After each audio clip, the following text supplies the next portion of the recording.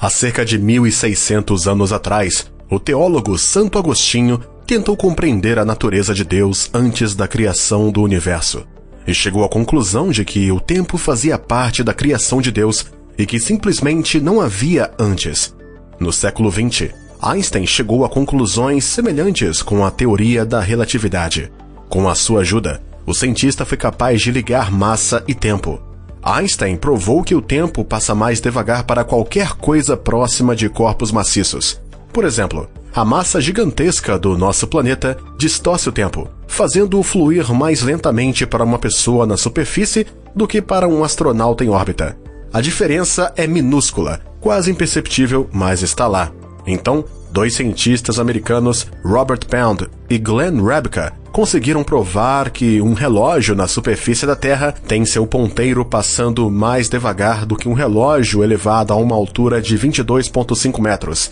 Esse é exatamente o número previsto pela teoria da relatividade. Claro que, para uma pessoa ser 1 segundo mais nova que a outra, ela teria que passar 1 bilhão de anos num edifício alto de 22 metros nesse caso. E, de acordo com o que eu disse anteriormente, antes do Big Bang havia toda a massa do universo, o que parou completamente o tempo. Portanto, segundo Einstein, não faz sentido dizer o que aconteceu ou o que tinha antes do Big Bang. Esse antes não existia. Mas esta conclusão contradiz um dos conceitos físicos fundamentais, a relação de causa e efeito. Terceira lei de Newton, ação e reação. Qualquer ação tem uma reação. Por exemplo, os pais são as ações que dão luz aos filhos, que é a reação. Toda a experiência que as pessoas têm está relacionada com as relações de causa e efeito. Assim, para nós, a ideia de Einstein de que não havia nada antes da singularidade cósmica não nos parece correta, porque implica que o conceito do passado não pode ser considerado como parte do mesmo. Então, será possível que Santo Agostinho e Einstein estivessem errados? A singularidade cósmica não poderia ser o princípio de tudo. Mas, geralmente, os cientistas não duvidam da teoria do Big Bang. É a ideia sustentada por fatos que foram previstos por esta teoria.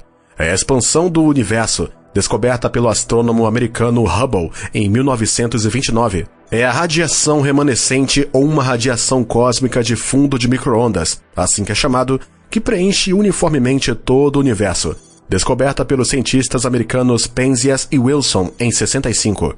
O fenômeno apareceu na era da recombinação do hidrogênio 380 mil anos após o Big Bang. De acordo com a teoria do Big Bang, no primeiro segundo do seu nascimento, nosso universo não era mais do que um átomo, mas conseguiu sobreviver já a 6 épocas. A época de Planck, que durou desde o início dos tempos até 10 elevado a menos 43 segundos. A época da grande unificação, que durou até 10 elevado a menos 35 segundos, durante a qual a gravidade se separou de outros tipos de interações fundamentais. Então veio a época da inflação, que durou a 10 elevado a menos 32 segundos, durante a qual o volume do universo aumentou num fator de 10 elevado a 78. Para você ter noção de como esse número é grande, pense no número de átomos no universo observável. De acordo com várias estimativas, este número varia entre 10 elevado a 79 e 10 elevado a 81. Depois houve a época eletrofraca, que durou até 10 elevado a menos 12 de 1 segundo. Foi por volta desta época que se formaram quarks, leptões, fótons e bósons W e Z, e bósons de Higgs. Depois veio a época quark, durante a qual a gravitação, o eletromagnetismo e as interações fortes e fracas tomaram as suas formas atuais. E só então viria a época de hadron, que terminaria 1 segundo após a contagem decrescente e o universo finalmente atingiria o tamanho de um átomo.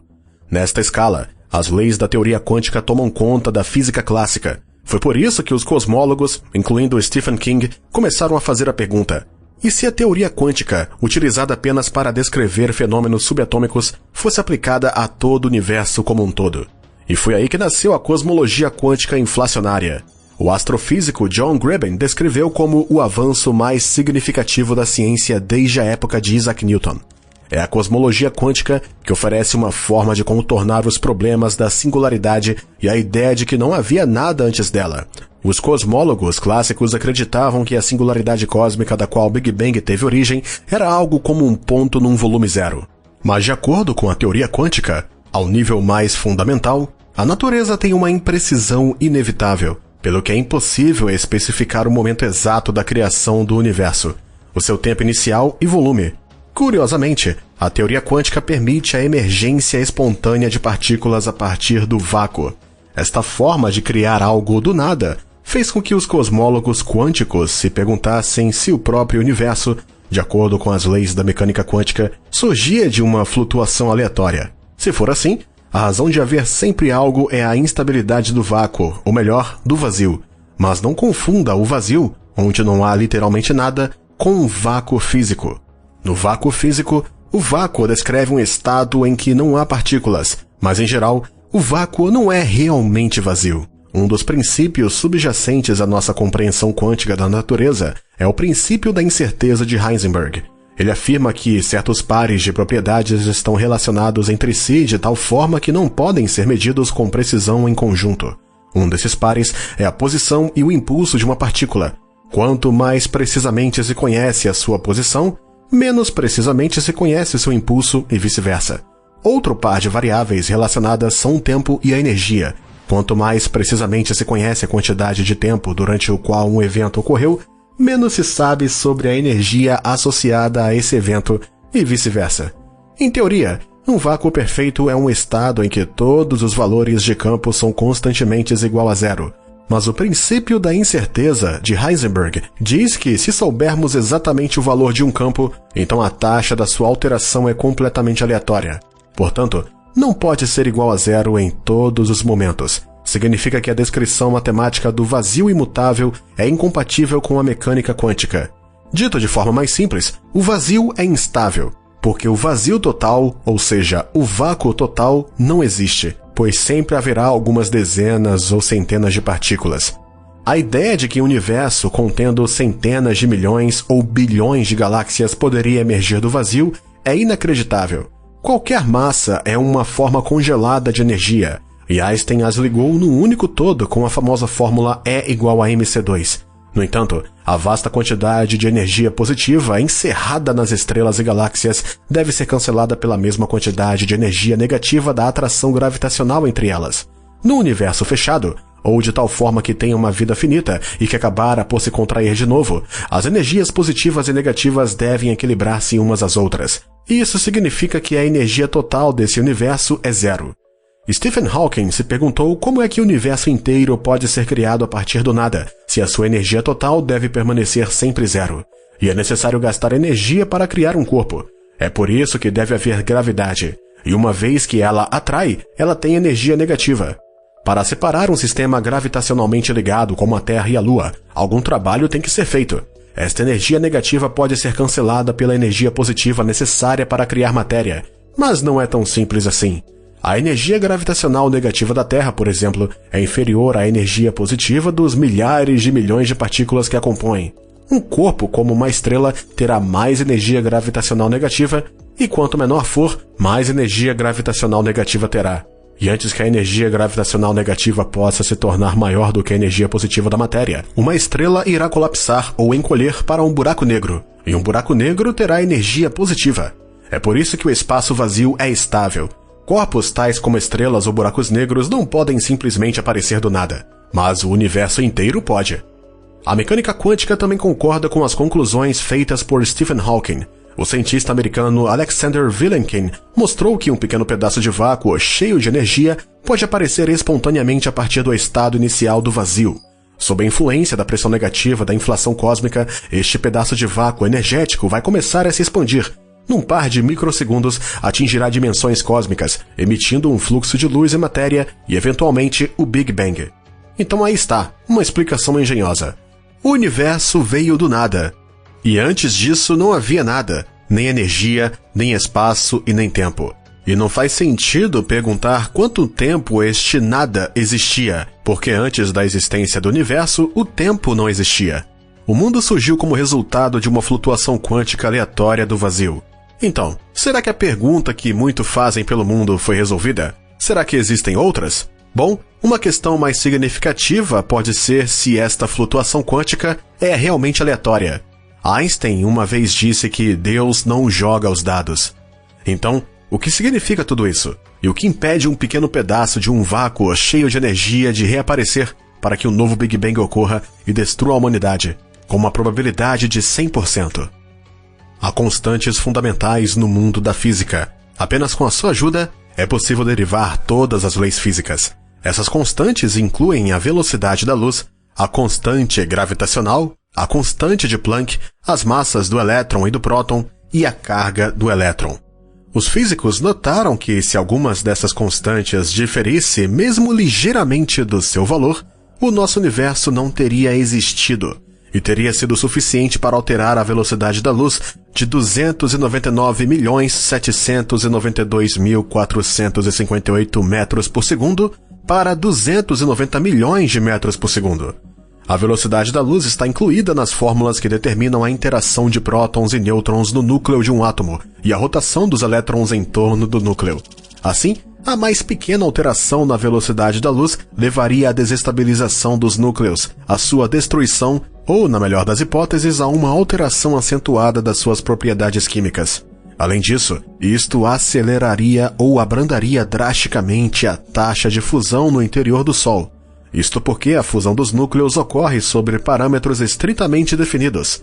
A sua alteração pode levar a uma aceleração exponencial da fusão e uma explosão de uma estrela, ou uma desaceleração dos processos de fusão de uma estrela, e então o colapso do Sol numa anã branca.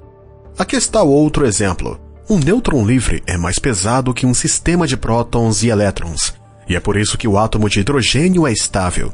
Se o neutrônico fosse pelo menos 0,1% mais leve, o átomo de hidrogênio se transformaria num nêutron. Se a massa de um elétron excedesse a diferença entre as massas de um nêutron e de um próton, então a composição química do universo mudaria radicalmente. Faltaria hidrogênio, ou seja, faltariam estrelas no seu sentido habitual e, consequentemente, vida. Então, como foram estas constantes escolhidas de forma tão precisa? Esta teoria se chama universo bem fino. Mas ainda há outra questão. Por que é que o nosso universo é tridimensional? Afinal de contas, o espaço Minkowski, ou uma interpretação geométrica do espaço-tempo da teoria especial da relatividade, tem 4 dimensões, 3 espaciais e 1 temporal. Mas no nosso universo existem apenas 3 dimensões. Isso porque, em outras dimensões, o nosso mundo não poderia existir. O cientista Paul Ehrenfest descobriu que as órbitas dos planetas perdem a sua estabilidade em 4 ou mais dimensões espaciais. No espaço tetradimensional, por exemplo, onde o campo gravitacional do Sol atua sobre os planetas de acordo com a lei do quadrado inverso, os planetas movendo-se ao longo de trajetórias em espiral iriam preferir cair rapidamente no Sol e ser absorvidos por ele. Então, por que é que as constantes físicas globais e as dimensões são escolhidas dessa forma, que se tornou possível a existência do nosso universo? Para explicar isso, os cientistas propuseram o princípio científico mais importante já feito, chamado princípio antrópico. Se diz que vemos o universo da forma como ele é, porque só neste mesmo universo um observador para observá-lo poderia surgir. Os cientistas sugeriram que uma pessoa pode não só mudar o universo, mas também influenciar as leis que este universo obedece. É por isso que o princípio é chamado de antrópico. Existem princípios antrópicos fortes e fracos. O fraco diz que não estamos, obviamente, observando uma região arbitrária do universo, mas aquela cuja estrutura especial o tornou adequada para o surgimento e desenvolvimento da vida. O princípio antrópico forte sugere que o universo deve ter as propriedades que permitam o desenvolvimento da vida inteligente. Uma variante deste último princípio é o princípio antrópico participativo. Segundo ele, nenhum fenômeno pode existir até ser observado. Os observadores podem ser necessários para dar significado ao nosso universo. Mas existem outras ideias na comunidade científica. A discussão sobre a teoria da seleção natural cosmológica continua. Segundo ela, do outro lado de cada buraco negro localizado no nosso universo, surge um novo universo. E as constantes físicas fundamentais lá podem ser diferentes das do universo que contém este buraco negro. Observadores inteligentes podem aparecer em tais universos onde os valores das constantes fundamentais favorecem a emergência da vida. O processo faz lembrar a mutação e seleção no decurso da evolução biológica. Alguns cientistas acreditam que este modelo é uma melhor forma de descrever a afinação do universo. De acordo com a teoria da seleção natural cosmológica, a vida surge como resultado da seleção natural. Assim, os universos com os parâmetros certos para a emergência de um maior número de buracos negros teriam mais descendentes, e estes mesmos parâmetros também favoreceriam a possibilidade de vida ali. Quais são os seus pensamentos sobre a origem do nosso universo? Conte pra gente nos comentários e não se esqueça de nos dar um like e se inscrever em nosso canal.